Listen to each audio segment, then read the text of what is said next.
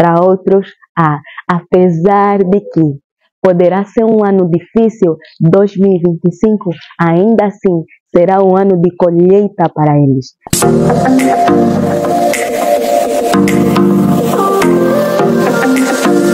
Eles irão colher muitos frutos do trabalho que eles já têm vindo a semear há muito tempo. Então, parabéns para você, louvamos a Deus por todas as suas realizações. E outra coisa, que possas trazer todo o fruto do teu sucesso para a glória de Deus. É tão importante isso.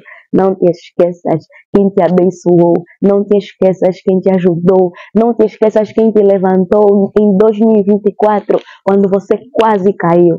Eu vou levar esse papo do dia como uma receita para esse ano.